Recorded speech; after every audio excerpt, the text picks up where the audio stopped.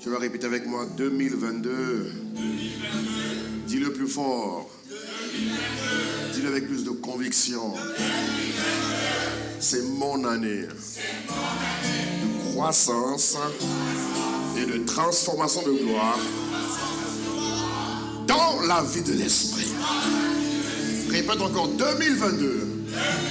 C'est mon année de croissance et de transformation de gloire dans la vie de l'esprit.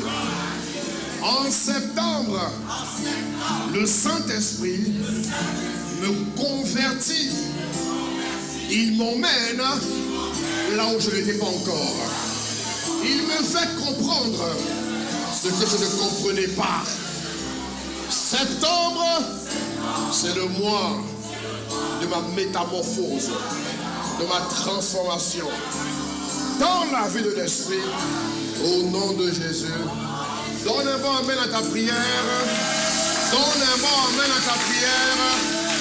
Au nom de Jésus. Et tu peux prendre place dans sa présence. Alléluia. Merci Impact Célébration. Vous pouvez vous asseoir, prendre place.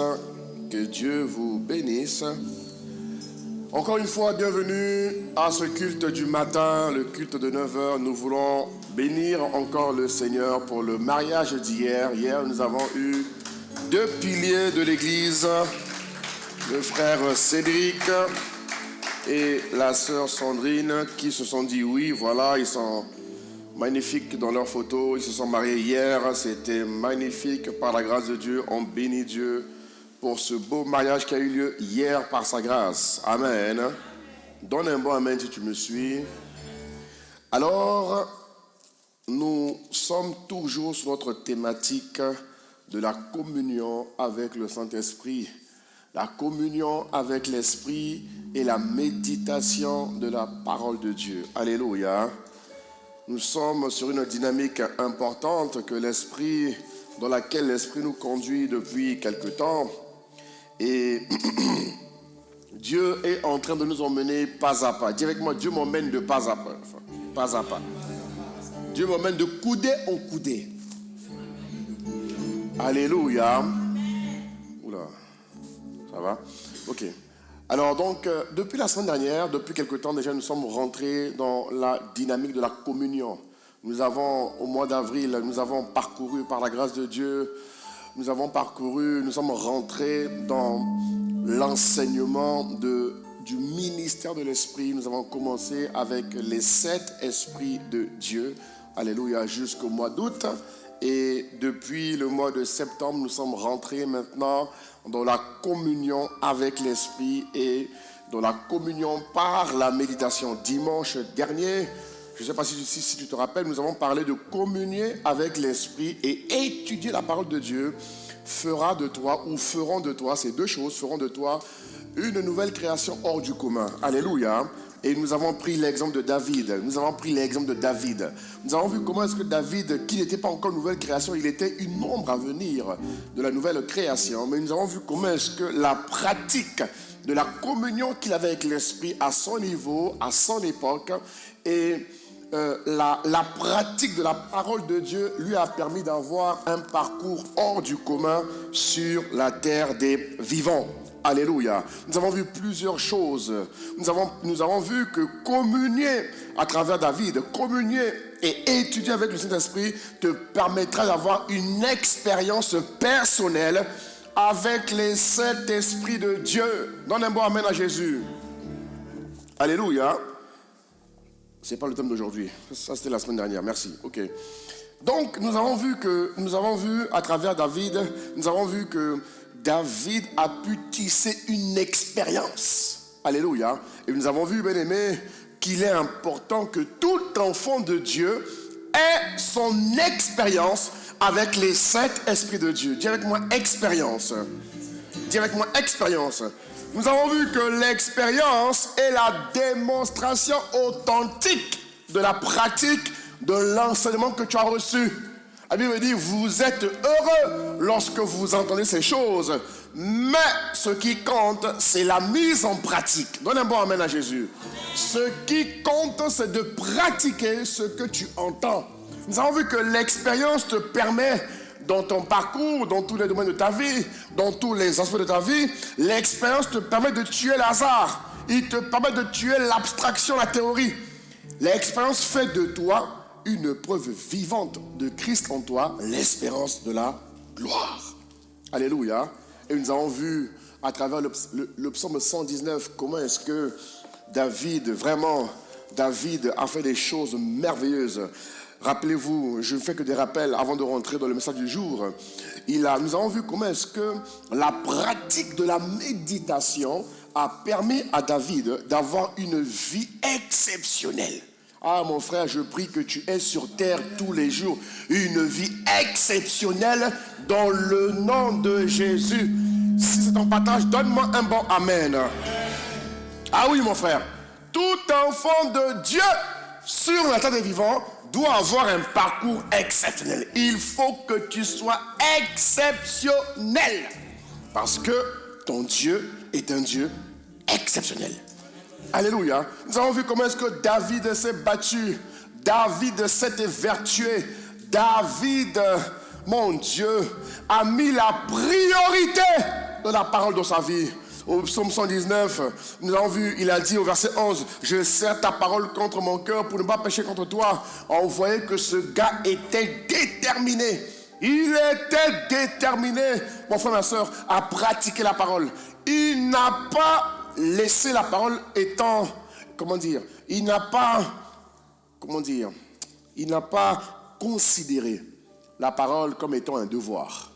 Il a reconnu, il a discerné, il a perçu dans l'esprit que la parole, la méditation de la parole devait être une passion quotidienne. Ça veut dire que la Bible dit, je sais pas dans quel verset il dit que ta parole, il dit dans le verset 97, il dit combien j'aime ta loi, elle est tout le jour l'objet de ma méditation. Ça veut dire que David avait découvert qu'il fallait être passionné de la parole pour vivre la parole. Et rappelez-vous, dimanche dernier, nous avons fait un petit sondage. Si vous vous rappelez, nous avons fait un petit sondage pour que tu puisses voir aujourd'hui, que tu puisses comprendre aujourd'hui à quelle étape tu es. Et dans ce sondage, je vous posais la question de savoir si, pour vous, méditer la parole est une passion, est un devoir ou encore un boulet.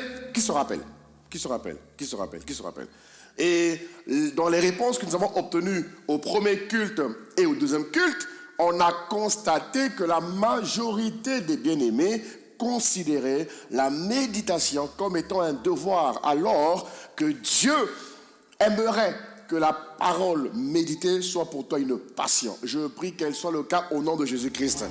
D'ailleurs, c'est le cas depuis dimanche, mais aujourd'hui, tu fais un pas de plus dans cette dynamique de passion. Alléluia. Nous avons vu à travers le psaume 119, du verset 105 à 112, comment est-ce que David a fait de la parole sa priorité. Alléluia. Et à la fin de ce passage, il dit, j'ai pris la décision, au verset 112, il dit, j'ai pris la décision d'obéir à tes lois constamment et pour toujours jusqu'à la fin de ma vie. Alléluia. Et notre prière a été orientée là-dessus. Et je prie encore ce matin, mon frère, ma soeur, que la parole de Dieu devienne une passion pour toi. Que méditer la parole à la maison ne soit pas un devoir, mais soit un plaisir inestimable, une joie, une passion. Que la parole soit au centre de tes intérêts, que la parole soit la priorité de ta vie. Et nous avons vu, rappelle-toi, que David a vraiment eu sur la terre un parcours exceptionnel.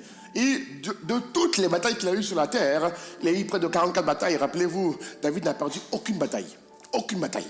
Ça veut dire que tous les combats de ta vie que tu as, mon frère, tu es appelé à les vaincre. Si quelqu'un a gagné, si quelqu'un a pu réussir, et ce quelqu'un n'avait pas l'esprit en lui comme tu as l'esprit, ce quelqu'un n'avait pas l'esprit autour de lui comme toi tu l'as, il avait juste l'esprit sur lui. Mais par la grâce de Dieu, ce monsieur a pu triompher. Par la grâce de Dieu, ce monsieur a pu dominer. Par la grâce de Dieu, ce monsieur a connu un règne sans précédent lorsqu'il était aux commandes. Aujourd'hui, c'est toi qui es aux commandes, mon frère, ma soeur. C'est toi qui es aux commandes pour écrire l'histoire de l'expansion du royaume. Et mon frère, ma soeur, Dieu t'appelle à vivre sur terre une vie exceptionnelle. Je prie qu'elle le soit dans le nom puissant de Jésus-Christ. Donne un bon amen à Jésus. Donne un bon amen à Jésus. Donne un bon amen à Jésus. Voilà, c'est ça qu'on appelle le bon amen. Alléluia. Alors ce matin, nous allons continuer notre parcours avec l'Esprit de Dieu. Nous restons toujours dans la communion parce qu'il y a beaucoup de choses à dire là-dessus. Nous allons voir ce matin que communier avec le Saint-Esprit doit t'emmener. Il y a un but. Communier avec l'Esprit, mon frère, doit t'emmener à favoriser une intimité ou encore une amitié. Directement, communier avec l'Esprit de Dieu doit favoriser une intimité ou une amitié avec lui. Alléluia. Une amitié avec lui. La Bible nous dit dans le livre de 2 Corinthiens, chapitre 13 au verset 13. 2 Corinthiens, chapitre 13 au verset 13. Il dit que la grâce du Seigneur Jésus-Christ, alléluia, l'amour de Dieu le Père, la communion, la communication, l'échange du Saint-Esprit soit avec vous tous. Alléluia. Est-ce qu'on peut le lire ensemble? 1, 2, 3. Il dit que la grâce du Seigneur Jésus-Christ, que l'amour de Dieu et la communion du Saint-Esprit soient avec vous tous. Alléluia. Alléluia. Ça, c'est une prière importante. C'est une prière quotidienne. Dieu veut que chaque jour, tu expérimentes la grâce de Dieu. La grâce de Dieu vient te permettre de faire un peu plus ce que tu ne pouvais pas faire. Voilà pourquoi l'homme spirituel que tu es, mon frère, que tu es, ma soeur, a besoin de vivre dans la grâce. Parce que la grâce de Dieu doit surabonder là où tes manquements avaient abondé. Un enfant de Dieu doit vivre grâce sur grâce. Tu dis pas amen. Un enfant de Dieu doit vivre grâce sur grâce. Il dit que la grâce de Dieu, que l'amour de Dieu, quel amour? Agapao. Tu comprends? Agapao. L'amour de Dieu doit continuer tout le temps à... Il faut que, comment dire? Il faut que l'étreinte de l'amour de Dieu te possède. Il faut que l'amour de Dieu soit comme un fleuve d'eau vive qui irrigue constamment tous les aspects de ta vie, mon frère, ma soeur. Alléluia. Et il dit enfin, la communion du Saint-Esprit soit avec vous tous. Alléluia. Il a dit avec vous tous. Ça veut dire que Dieu ne fait pas de favoritisme. Oh, donne un bon amen, s'il te plaît. Dieu ne fait pas de favoritisme. Il a dit que la communion, ou encore la communication, ou encore l'échange, ou encore le dialogue, soit avec vous tous. Ça veut dire que Dieu ne fait exception de personne. Dieu veut que tout enfant de Dieu expérimente une relation particulière avec lui. Et c'est ce que nous allons commencer à voir ce matin par sa grâce. Alléluia. Par sa grâce. Nous allons rentrer maintenant, depuis les 2 semaines dernières, nous sommes rentrés sur la communion par la méditation de la parole. Ce matin, nous allons rentrer dans la communion par l'Esprit, avec l'Esprit de Dieu lui-même. Venez avec moi dans le livre de Jean, chapitre 14. Qu'est-ce qu'il nous dit? Regardez ce qu'il dit. Jean, chapitre 14. Jean, chapitre 14. À partir du verset 16. Il dit... Moi, je prierai le Père et il vous donnera un autre consolateur afin qu'il demeure éternellement avec vous. Il dit, afin qu'il demeure éternellement avec vous, l'esprit de vérité que le monde ne peut recevoir parce qu'il ne le voit point et ne le connaît point. Mais vous, vous le connaissez car il demeure avec vous et il sera en vous. Mon frère, wow. Regarde ce qu'il dit ici. Il dit, c'est Jésus qui prépare son départ. Il dit, je prierai le Père. Il vous donnera un autre consolateur. Ça sous-entend que Jésus lui-même était le consolateur. Alléluia. Jésus lui-même était le consolateur. Ok? Et il dit qu'alors qu'il s'apprête à partir, qu'il nous donnera un autre consolateur qui demeure éternellement avec vous. J'aimerais attirer ton attention sur un point important, c'est de comprendre, de savoir que Jésus est tout le temps avec toi. La conscience de savoir que Jésus est avec toi. La conscience de savoir que Jésus est la personne la plus proche de toi. Quand tu quittes la maison pour aller à ton lieu de travail, ou quand tu vas à tes occupations, mon frère, si tu habites avec des personnes, ok, avec tes enfants, avec ton mari, avec ta soeur, avec ton frère, tu vois, si tu habites avec quelqu'un, tu ne peux pas aller tout le temps avec quelqu'un. Alléluia. Tu vas emprunter le transport en commun seul. Tu vas prendre ta voiture seul parfois. Alléluia. Quand tu vas marcher d'un endroit à un autre, tu vas marcher seul. Alléluia. Ça veut dire que l'être humain ne peut pas être tout le temps avec toi. Même ton épouse, si tu es marié. Même ton épouse, si tu es marié. Même ton fiancé. Bref, même ton meilleur ami, ta soeur, j'en sais rien. Comment? Aucun être humain ne peut être tout le temps avec quelqu'un. Mais la Bible nous dit ici que Dieu, par son esprit, demeure éternellement avec vous. Ça veut dire où que tu ailles, où que tu sois, Dieu, par son esprit, sera toujours avec toi. Il a dit dans le livre de Matthieu, je crois, il dit, je suis avec vous tous les jours jusqu'à la fin du monde. Ça veut dire que Dieu est censé être la personne qui soit, comment dire, tu dois être plus proche de Dieu qu'un être humain. Je ne sais pas si je me fais comprendre. C'est français ce que je dis, pas ça. Je ne sais pas si je comprends ce que je dis. Je ne sais pas si tu réalises et tu comprends ce que je veux te dire ce matin. C'est-à-dire que l'Esprit de Dieu est la personne qui doit être la plus proche de l'être humain. Dans la conception de l'homme, quand Dieu a créé l'homme, Dieu a prévu que l'homme soit plus proche de Dieu que de l'homme. Combien il est marié, combien elle est mariée, combien la personne a des affinités humaines. Alléluia. Mais dans la conception de Dieu, Dieu n'a jamais prévu que l'homme vive hors de lui. Dieu n'a jamais prévu que l'homme vive sans lui. Dans la conception, de même que la femme grandit, on dit que la femme grandit sous la couverture de son père. Et lorsqu'elle a la grâce de se marier, elle quitte la couverture de son père pour aller sous la couverture de son mari.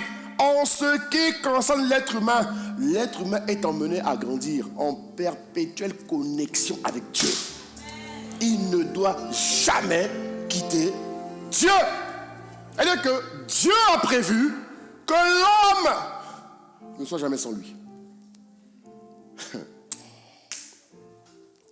Mais je ne sais pas si tu es conscient de cela. Est-ce que tu es conscient que quand tu marches, tu es avec Dieu? Est-ce que tu es conscient, où que tu sois, tous les jours de ta vie, à chaque heure, à chaque minute, à chaque seconde, quoi encore, à chaque tierce? Après, tu as ça quoi? Bref. Tu me suis? Toutes les minutes, toutes les secondes, toutes les tierces, toutes les journées, toutes les nuits, Dieu est avec toi. Dieu ne te quitte pas. Amen. Dieu ne te quitte pas. Alors si Dieu ne te quitte pas, réfléchissons ensemble. Si Dieu a prévu ne pas te quitter, alors pourquoi est-ce qu'il ne serait pas judicieux pour nous de développer une amitié avec lui? Je prends le temps pour m'investir dans une amitié humaine. Je prends le temps. L'homme a besoin de relations pour s'épanouir. Comprenez? Tout homme sur la terre a besoin de relations. Il y a le niveau de relation avec Dieu et le niveau de relation avec les hommes. L'homme a besoin de relations. C'est comme ça que Dieu l'a créé. Tu vois? L'homme aime être entouré de personnes. L'homme aime avoir des amis. L'homme aime avoir des frangins. L'homme aime avoir des partenaires de destinée. C'est comme ça que Dieu l'a créé.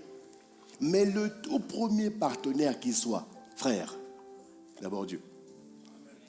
C'est-à-dire que si tu n'es pas conscient dans ton esprit et surtout dans ton âme, tu n'accorderas jamais la place que Dieu doit occuper dans ton cœur. On aura beau t'enseigner, on aura beau t'édifier, mais si tu n'as pas compris que dans ton champ d'amitié, dans ton répertoire d'amis, dans ta palette d'amis que tu as, le premier et le meilleur ami que tu dois avoir, c'est d'abord l'Esprit de Dieu. C'est-à-dire qu'avant de développer, de t'investir dans une relation humaine, le premier niveau de relation que tu dois développer, c'est d'abord avec l'Esprit. Parce que je n'ai jamais vu un homme qui demeure éternellement avec l'homme. Je n'ai jamais vu une femme qui demeure éternellement avec son mari. Ça n'existe pas. À un moment donné, ils partiront. Oui ou non? Oui ou non? Oui ou non? Et vous remarquerez même que les femmes qui n'ont pas compris ça, elles sont tellement attachées à l'homme que le jour où l'homme part, elles sont déstabilisées. La plupart des femmes qu'on a rencontrées qui deviennent des veuves ont parfois raccourci le nombre de leurs jours sur terre. Pourquoi? Parce que toute leur vie, elles ont plus donné leur attachement à l'homme qu'à Dieu. Elles ont oublié que le premier niveau de relation qu'il fallait avoir, c'est d'abord Dieu. Ah, tu ne vas pas te donner un bon amen à Jésus. On le dit parfois, mais le niveau de conscience n'est pas suffisamment élevé. Lis ta Bible. Je n'ai jamais vu un homme qui sera éternellement avec un homme. Jamais. Jamais. Même ton frère en Christ. Même quand tu auras des problèmes. Même quand tu auras des défis urgents. Il y a des heures où tu appelles frère, tu manges le répondeur. Oui ou non? Tu appelles Jean-Hubert, il dort frère. Oui ou non? Pourtant Jean-Hubert est bien disposé, c'est un responsable de l'église. C'est un responsable, c'est un ministre de l'église. Mais des heures quand tu l'appelles, bonjour, vous avez joué à Jean-Hubert. Merci de laisser un message, je vous rappellerai ultérieurement. Dieu vous bénisse. Mais toi, tu as besoin qu'on t'aide. Si tu comprends de quoi je parle. Ça veut dire que le partenariat de l'homme est limité. L'amitié de l'homme est limitée. L'église, il faut que tu comprennes ça. Le pasteur que je suis, je ne pourrais pas t'aider en tout et pour tout, c'est faux. On n'a pas dit le pasteur va demeurer éternellement avec toi. On n'a pas dit ça. On a dit que Dieu, par son esprit, va demeurer éternellement avec toi. Alors, comme tu es intelligent et tu dis Amen, il est judicieux pour toi, mon frère, judicieux pour toi, ma soeur, eh bien, donc à faire, d'apprendre à un peu plus le connaître. Tu comprends ou pas? Parce que demain, ton frère partira, ta soeur partira, tout le monde partira, même ton pasteur partira un jour, tout le monde partira, mais lui sera avec toi. Alors, est-ce que ce n'est pas plus intelligent de développer son énergie pour un peu plus le connaître? Pour mieux le connaître, pour développer une relation particulière avec lui, qui fera que demain, quiconque partira, je ne serai pas ébranlé. Je vais pleurer, c'est normal. Je vais pleurer, c'est normal. Je vais pleurer, c'est normal, parce que l'âme s'attache à l'homme. Je vais pleurer, mais je ne serai pas ébranlé. La vie va continuer pour moi, parce que mon premier ami ne me quittera pas. Ma Bible dit qu'il sera avec moi éternellement. Alors, si tu comprends bien de quoi je te parle, est-ce que tu peux bénir Dieu pour son esprit ce matin?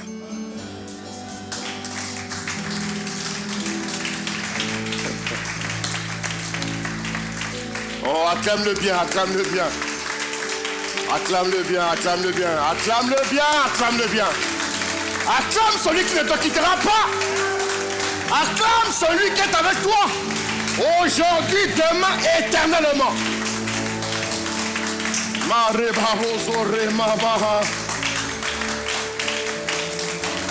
oui, mon frère, ma soeur. Inspire. Maya Rebabo Soye.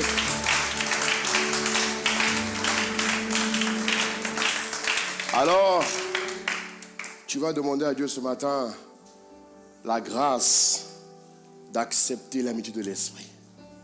Tu vas dire, Seigneur, accorde-moi la grâce ce matin d'accepter l'amitié avec toi. Saint-Esprit, ce matin, tu m'as un peu plus ouvert les yeux. Mes yeux spirituels se sont un peu plus ouverts.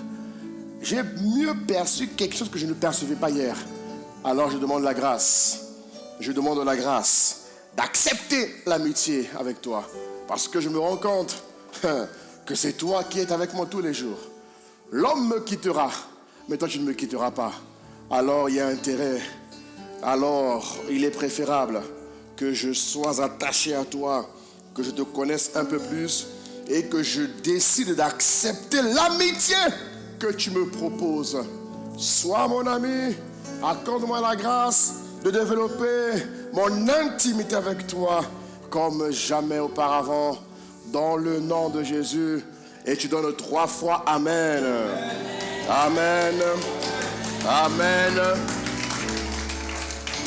Et Amen.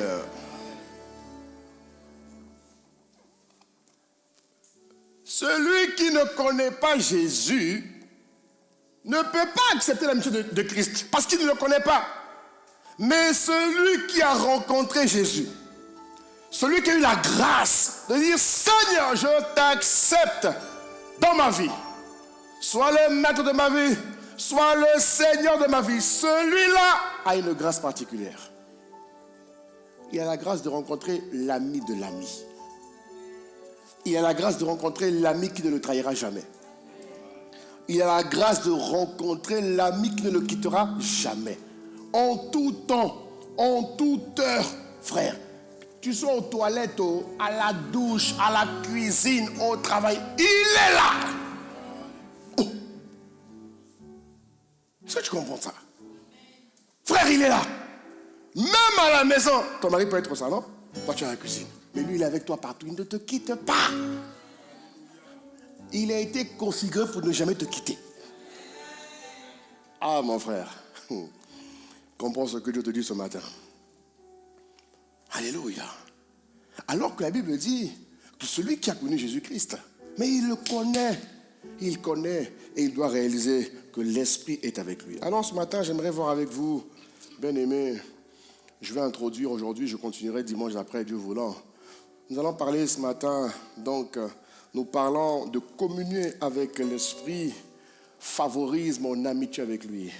Et j'aimerais voir avec vous les prérequis de l'amitié. Alléluia. Les prérequis de l'amitié. Dis avec moi les prérequis de l'amitié. Les prérequis de l'amitié. Waouh. Mon Dieu. Déjà. Yeah. Le temps passe vite, dis donc. Les prérequis de l'amitié. Premier point. Viens avec moi dans le livre de Jacques, chapitre 2, au verset 23. Tu as écrit quoi là? Favorise, c'est pas fa, miséricorde. Vraiment. Bon, nous te pardonnons. Il dit, ainsi s'accomplit ce que dit l'Écriture.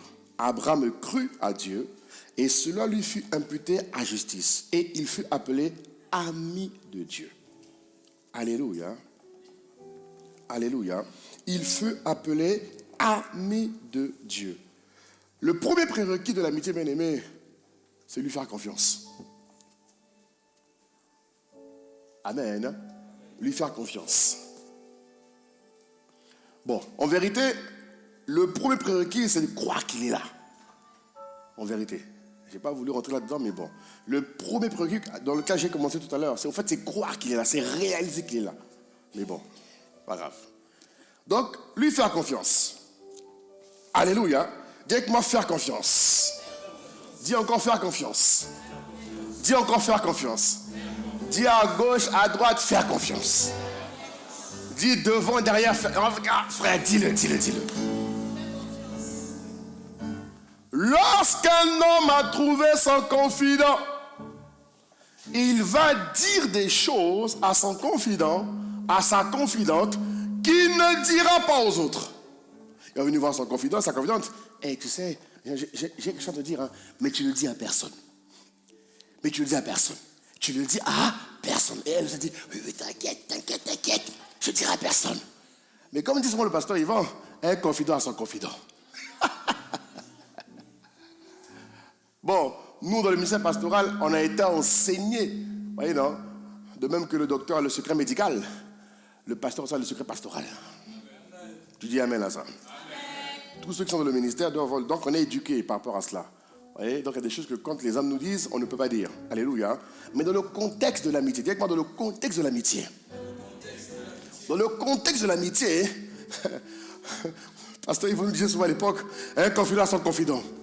Donc, lorsque tu vas dire à ton confident, ne dis pas ce que je t'ai dit. Bon, je n'ai pas dit qu'il va dire à quelqu'un. Je te dis juste ce que mon pasteur m'a appris. Pour ne pas dire notre pasteur nous a appris. Donne un bon amen pour lui. Il dit toujours que le confident a son confident. Alléluia. Et l'homme a besoin d'avoir un cercle restreint et un cercle éloigné. Tout le monde a ça. On ne dit pas tout à tout le monde. Comprenez?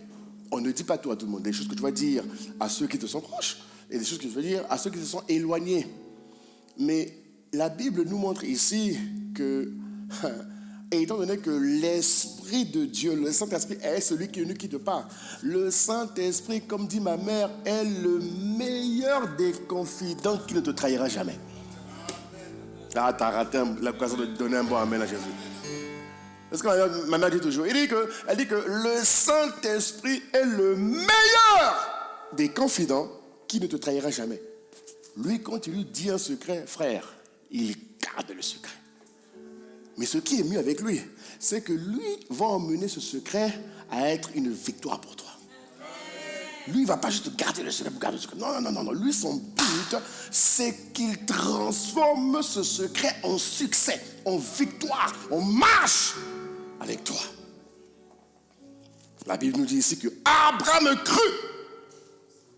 Et parce qu'il a cru, dans la circonstance qu'il a vécue, dans les circonstances qu'il a vécues, il a cru contre tout. Il a cru contre tout que Dieu pouvait lui donner un enfant malgré son âge, malgré sa condition, malgré son contexte. Il a cru en Dieu.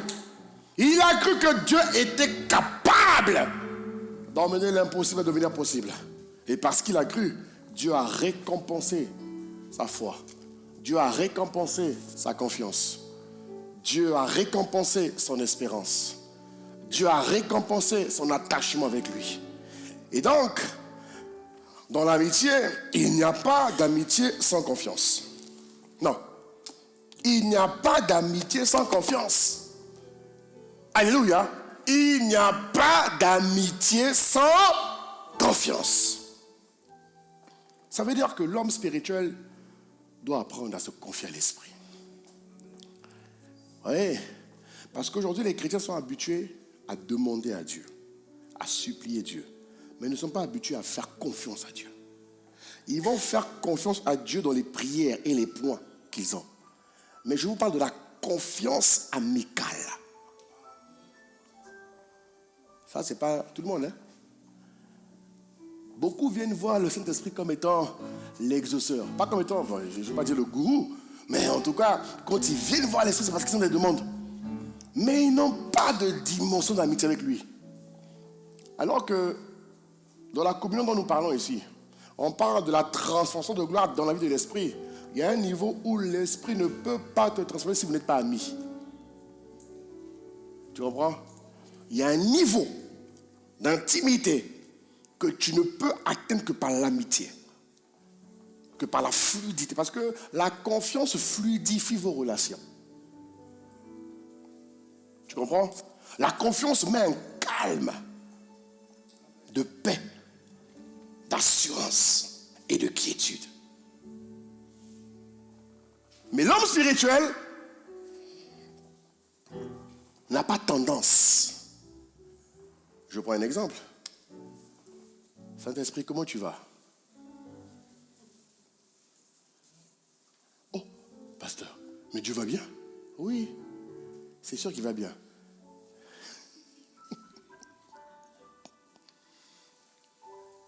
Mais dans la relation que tu as avec lui, est-ce que tu lui demandes? Est-ce que tu parles avec l'esprit de tout sujet? Ou juste de tes sujets de prière? Est-ce que tu es nu devant Dieu? Pas nu au sens physique. Il ne faut pas dire, hey, Pasteur André a dit que maintenant, quand on est en communion, on se met nu. Et je me livre nu. Je n'ai pas dit ça. Bien ta voisine n'a pas dit ça. Je parle de nu au sens de l'intimité forte. Alléluia. Donne un bon amen à Jésus, on continue.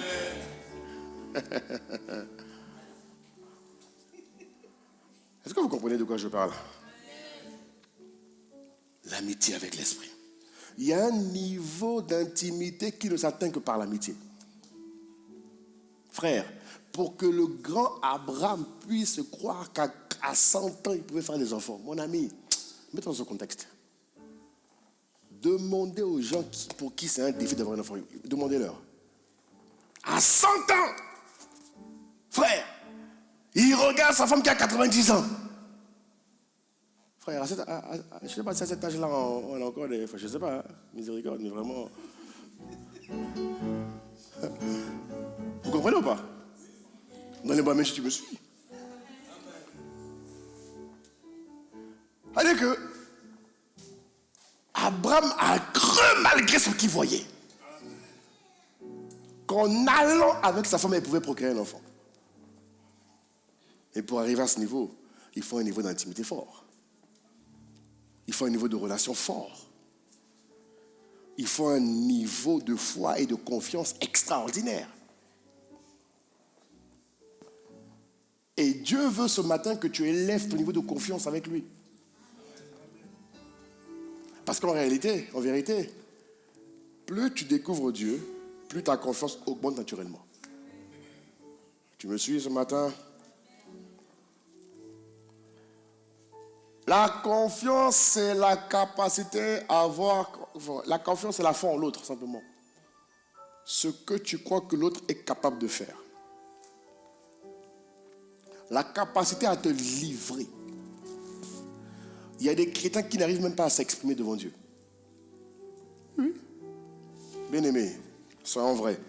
Si tous les chrétiens, demandez au pasteur Joseph, hein, si tous les chrétiens se livraient à Dieu, si tous les chrétiens avaient une sincère amitié avec Dieu, mais dans les églises, il n'y aurait pas la santé divine. Pourquoi la santé divine existe? La santé divine existe parce que tu as des enfants de Dieu qui, par leur histoire, à un certain moment de leur vie, ils ne peuvent pas avancer parce qu'il y a des montagnes maléfiques qui bloquent leur vie. Alléluia. Donc le ministère de la santé divine a été déployé pour aider le chrétien à mieux comprendre Dieu, c'est tout. Parce que nous-mêmes, en tant que tel pasteur, en tant que pasteur, on ne guérit pas. Chaque fois que nous agissons, on le fait au nom de... Quand on te parle de la part de Jésus. Donc si le chrétien a une confiance, a une relation profonde avec l'esprit, mon frère, et qu'il se livre à Dieu, qu'il s'exprime à Dieu, sincèrement, de tout son cœur, il est nu devant Dieu. Frère, tu es sûr que Dieu ne va pas l'écouter? Bon, si Dieu l'écoute, tu es sûr que Dieu va le laisser tel qu'il est? Il y a un passage qui dit que lorsque tu rentres dans la présence de Dieu, tu ne sors pas comme tu es rentré. C'est pas ça, pasteur. Il y a un passage qui dit que lorsque tu rentres dans la présence de Dieu que tu le rencontres, tu ne peux pas sortir comme tu es rentré. Impossible. Et tu veux me dire que toi, tu rentres dans la présence de Dieu. Tu rencontres le grand Dieu. Et la rancune, l'amertume, la jalousie, la fausseté restent. Arrête. Arrête. Arrête. Mens sur toi-même, mais pas sur Dieu. Est-ce que vous comprenez de quoi je parle? La raison pour laquelle le ministère de la santé divine existe, c'est par défaut. On doit vous dire la vérité. Hein. C'est par défaut. En vérité, dans l'amitié, la confiance que l'homme a avec l'esprit, mes frères, quand il fait confiance à l'esprit, quand il parle avec l'esprit, quand il est dans une relation profondément sincère, mes frères, tu ne sors pas de chez Dieu comme tu es rentré. Impossible. L'angoisse va rester là. L'amertume va rester là. La limitation va rester là. La peur va rester là. Et tu sors avec le contraire de ces choses. Tu sors avec le contraire.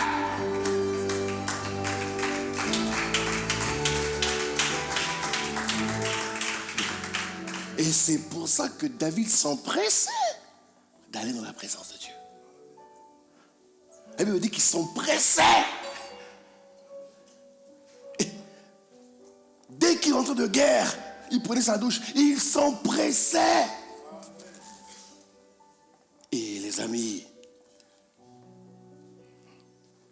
la confiance, elle est déterminante dans la vie de l'esprit.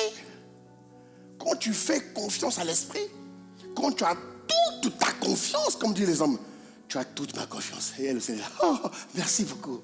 Oh, j'ai la confiance du pasteur, hein? J'ai la confiance de mon chef. Et tu fais de ça. Miséricorde. Ça, c'est une misère, ça. Moi, j'ai toute la confiance de Dieu, ça me suffit. Béni soit Dieu si j'ai la confiance de mes responsables. Béni soit Dieu. Mais c'est pas ce que je recherche. Moi, je veux que Dieu me dise, tu as toute ma confiance. Mais aujourd'hui, les hommes préfèrent avoir la confiance des hommes que d'avoir la confiance de Dieu. Ou encore que d'avoir la confiance en Dieu. Alléluia. Est-ce que tu comprends de quoi Dieu parle ce matin, mon frère, ma soeur?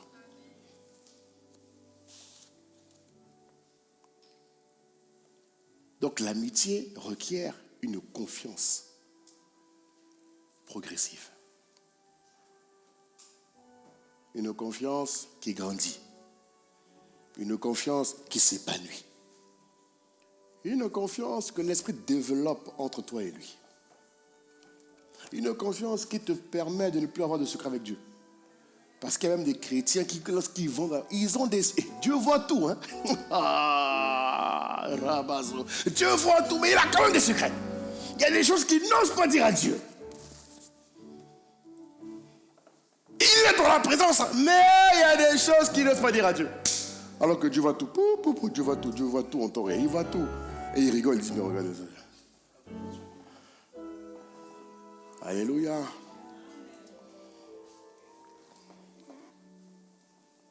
Mon frère, ma soeur, ce matin, Dieu veut que tu ailles un peu plus loin avec lui. Deuxième élément, deuxième prérequis de l'amitié, c'est l'honneur. Dis avec moi l'honneur. Psaume chapitre 25, verset 14. Psaume chapitre 25, verset 14. Regarde ce qu'il dit. Psaume, voilà, il dit, l'amitié de l'Éternel est pour ceux qui le craignent. Et son alliance leur donne instruction. Ce qui m'intéresse, c'est la première partie du verset. Il dit, l'amitié de l'Éternel est pour ceux qui le craignent. L'amitié de Dieu est pour ceux qui craignent Dieu. Ça veut dire quoi? Quand on parle d'honneur ici, c'est de lui donner la révérence que tu veux lui donner. Tu comprends ou pas? Et si tu comprends? Et comprenez bien, hein? Amitié, c'est intimité très forte. Alléluia. Bon, plus tard tu comprendras. On va avancer, faire deux, tu vas comprendre de quoi je parle. Dans l'honneur, on parle de révérence. Parce que l'esprit dont il est question, mon frère, ma soeur, l'esprit qui vient habiter en nous, ou du moins l'esprit qui habite en nous, c'est le grand Dieu, frère. Ce n'est pas l'épicier du coin, hein? C'est le grand Dieu. Alléluia. Donc le minimum de considération que tu dois avoir, c'est honorer le Dieu qui habite en toi. Voilà pourquoi quand tu te lèves le matin, tu vas dire, oh Father, merci. Seigneur, merci pour ta présence. quelle que soit la manière dont tu as dormi. Même si tu te réveilles, dis avec moi, quelle que soit la manière dont j'ai dormi. Quand je me réveille, j'honore mon Dieu. Parce qu'il habite en moi. Alléluia. L'honneur est important. L'honneur, c'est révérer Dieu. C'est reconnaître la place de Dieu dans ta vie. Tu comprends? Et ça, c'est constant. C'est permanent.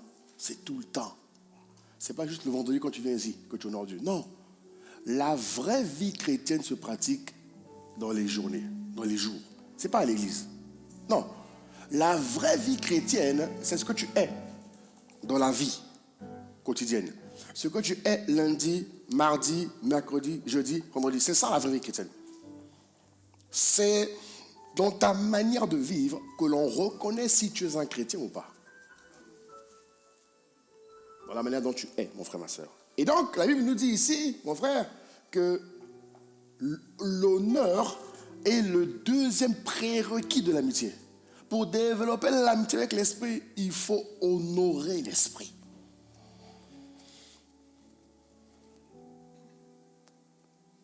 Autrement dit, pour que tu puisses bénéficier de toutes les vertus de Dieu, écoute-moi bien, écoute-moi très bien, écoute-moi très bien, écoute-moi très bien.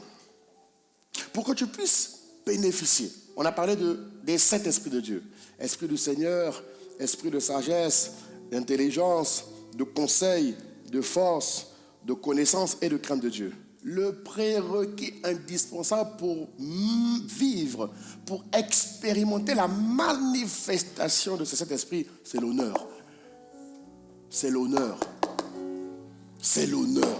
Si tu n'honores pas Dieu, il te sera compliqué. Tu vas me dire, mais pasteur, mais il y a quand même des personnes qui n'honorent pas Dieu, mais qui vivent les dons, qui vivent les choses. Oui, oui. Parce qu'aujourd'hui, avec toute la misère qu'il y a sur la terre, Dieu est parfois obligé d'intervenir de diverses manières. Mais ce n'est pas parce que tu utilises le nom de Dieu que tu as approuvé de Dieu. Est-ce que tu comprends de quoi je parle? Il y a des personnes qui seront ointes par l'esprit, qui vont chasser les démons, qui vont guérir les malades, ils vont faire toutes ces choses. Mais la Bible dit que lorsque Jésus reviendra, il ne les connaîtra pas. Moi, je te parle ici d'une dynamique de vie où tu œuvres pour Dieu en connaissant Dieu. Je veux t'éviter de vivre sur la terre une vie où tu œuvres pour Dieu sans connaître Dieu. Parce que si tu œuvres pour Dieu sans connaître Dieu, tu finiras en enfer. Si tu comprends de quoi je te parle. Mon but ici, depuis quelques semaines, est de t'emmener à servir Dieu à bon escient, intelligemment, sagement. Tu sers Dieu, mais tu connais Dieu. Tu sers Dieu, mais tu es approuvé de Dieu. Tu sers Dieu, et Dieu est heureux de ce que tu fais pour lui. Beaucoup servent Dieu, mais Dieu ne les connaît pas. Hein? Dieu ne les approuve pas. Tu comprends, mon frère, ma soeur?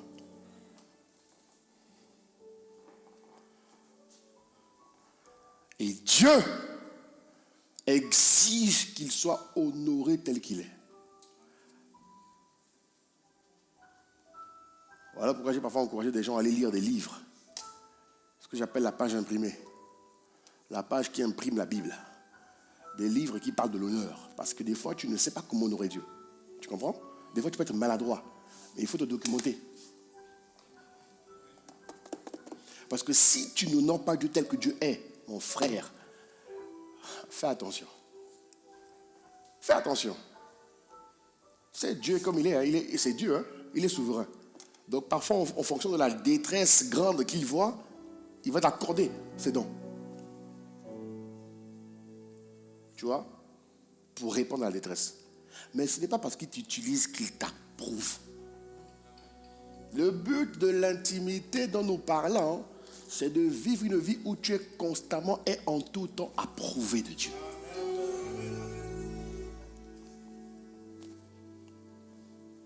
Malachie chapitre 1 verset 6, il dit, un fils honore son père et un serviteur honore son maître. Si je suis père, où est l'honneur qui m'est dû? Ah, si je suis maître, où est la crainte qu'on a de moi? Dit l'Éternel des armées, à vous sacrificateur. Ah! À vous, sacrificateur. C'est qui le sacrificateur? C'est le serviteur, c'est le star. C'est celui qui sert Dieu dans sa génération. Oui ou non? Oui ou non?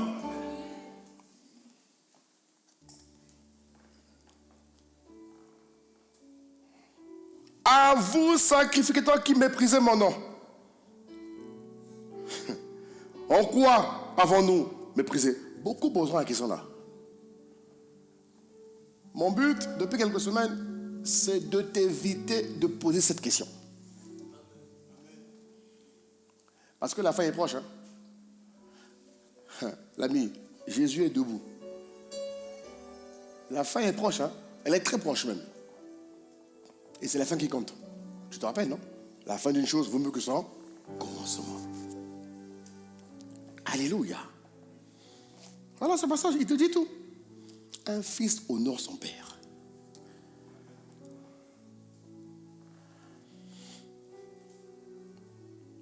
Donc, tu désires développer, mon frère, ma soeur, l'amitié avec Dieu. L'amitié avec Dieu. Il faut honorer Dieu. Il faut reconnaître qui Dieu est pour toi. Il faut reconnaître la grandeur de Dieu. Il faut savoir comment parler à Dieu, frère. Et David, voilà pourquoi il dit, entretenez-vous par les psaumes. Les psaumes, c'est pas que pour chanter. C'est pour savoir apprécier la grandeur de Dieu. Voilà un bon amen, si tu me suis. Si tu ne sais pas, va lire les psaumes. Le psaume va t'aider à savoir apprécier Dieu. À savoir apprécier Dieu. À savoir parler à Dieu. À savoir honorer la place qu'il occupe dans ta vie. Alléluia. Alléluia.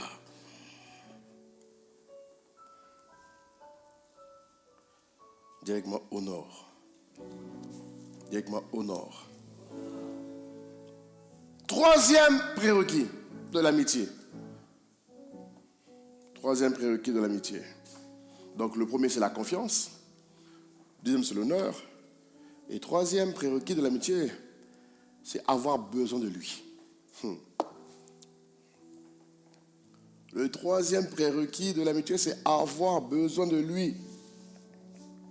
Et là, je vais prendre l'exemple de quelqu'un dans la Bible que tu connais bien, en dehors d'Abraham. Avoir besoin de lui.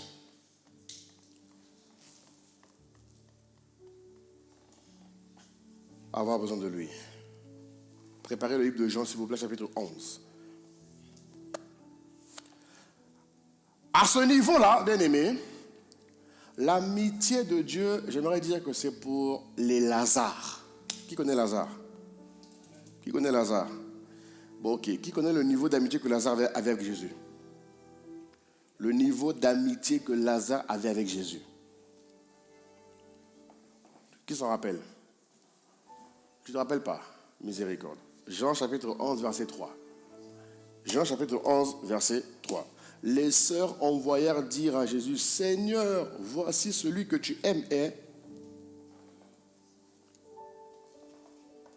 malade. La suite. Ok. Il dit, cette maladie n'est point à la mort, mais elle est pour la gloire de Dieu afin que le Fils de Dieu soit glorifié par elle. Alléluia. Moi, dans ma version, il dit, Seigneur, ton ami est malade. Alléluia. Il dit, Seigneur, ton ami est malade. Ok. Au verset 11, Jean 11, 11, regarde ce qu'il dit. Regarde ce qu'il dit. Regarde ce qu'il dit. Après ces paroles, il leur dit, Lazare, notre ami dort, je m'en vais le réveiller. Jésus aimait Lazare. Mais tu remarqueras qu'il y avait une chose qui caractérisait Lazare durant sa marche avec Jésus-Christ. Aussi vrai qu'ils étaient amis, parce que Jésus appréciait ses sœurs, il appréciait également Lazare. Mais l'une des choses que Lazare avait, c'est que Lazare reconnaissait qu'il avait besoin de Jésus. Bien qu'ils étaient amis, il reconnaissait qu'il avait besoin de Jésus.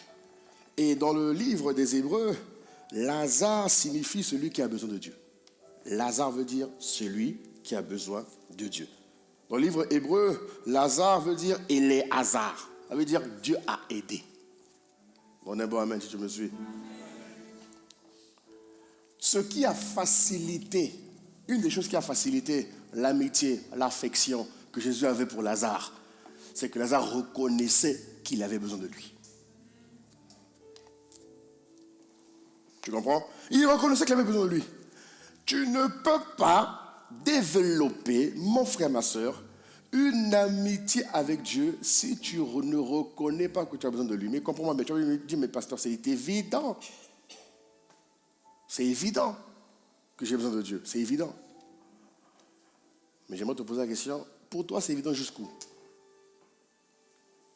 Au vu de ce que je viens d'aborder. Pour toi, c'est évident jusqu'où?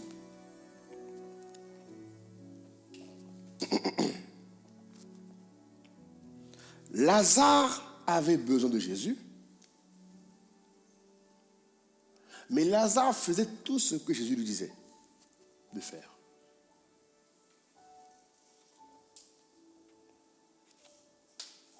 Alléluia.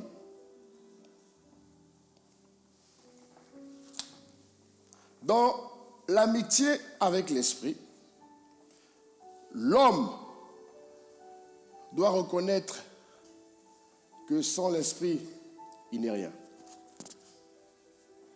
L'homme doit reconnaître que sans l'esprit, il n'est rien. Il doit reconnaître que sans l'esprit, il n'est rien. Il doit reconnaître que sans l'esprit, il ne peut rien.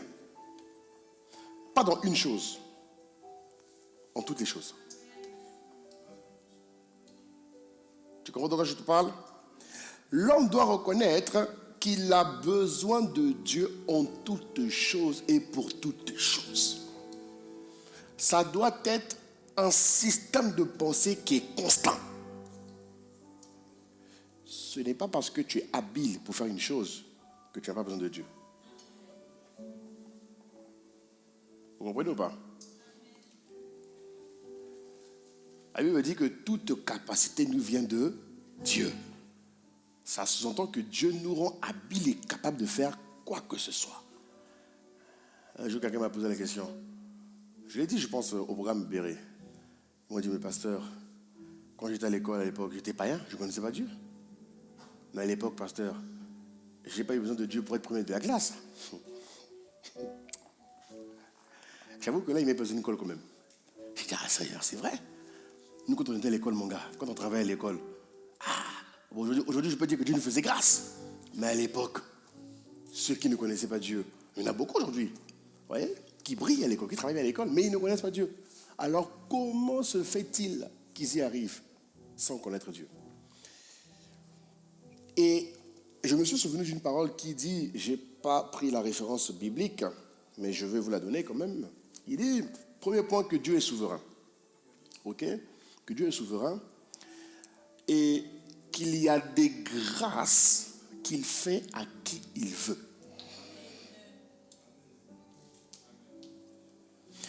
Deuxième chose, la Bible dit que la terre appartient à Dieu et tout ce qu'elle contient appartient à Dieu. Ok? Avec ces deux passages bibliques, mon frère, ma soeur, la Bible dit que c'est la base de d'autres vérités qu'une vérité est affirmée. Ok? J'ai compris que ceux qui ont la grâce d'exceller dans les études est une grâce qu'ils obtiennent de Dieu, dans la souveraineté de Dieu.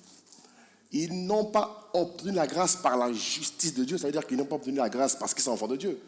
Ils ont obtenu une grâce qui provient de la souveraineté de Dieu. Tu comprends?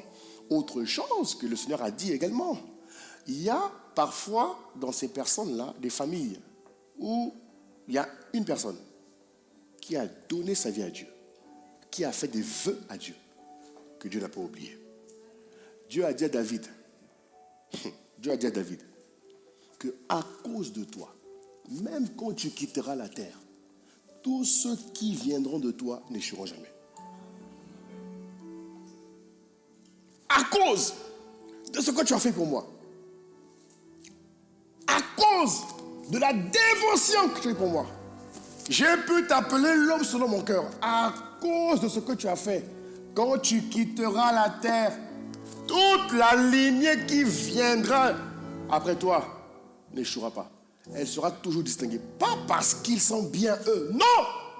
À cause de ce que mon serviteur a fait il y a des années.